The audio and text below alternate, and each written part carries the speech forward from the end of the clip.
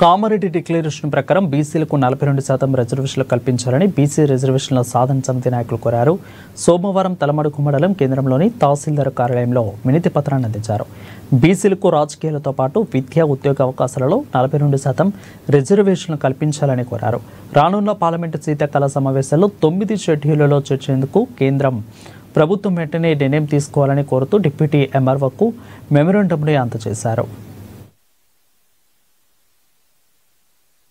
తెలంగాణ రాష్ట్ర వ్యాప్తంగా అన్ని మండల కేంద్రాలలో 42% బీసీ రిజర్వేషన్ సాధన కమిటీ ద్వారా మండల కేంద్రాల్లో తహసీల్దార్ల గారికి మెమోరాండం ఇవ్వడం జరుగుతుంది.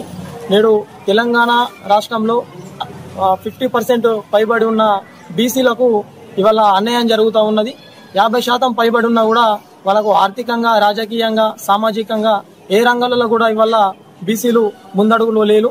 ఈ 42% బీసీ బిల్లు ఈ స్థానిక ఎలక్షన్లలో ప్రవేశపెడితే వాళ్లకు తగిన న్యాయం జరిగి వాళ్ళు కూడా ఆర్థికంగా, సామాజికంగా, రాజకీయంగా ముందుకెళ్లడానికి ఆస్కారం ఉంటది. 100% ఇది రాజ్యాంగ సవరణ చేసి పార్లమెంట్ లో ఈ బిల్లు పెట్టి ఇది 42% ఇది రాజ్యాంగబద్ధమైనది.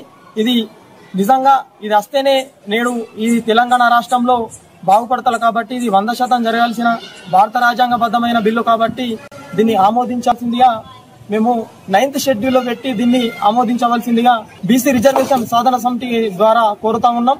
లేని పక్షంలో రాష్ట్ర వ్యాప్తంగా దశల వారీగా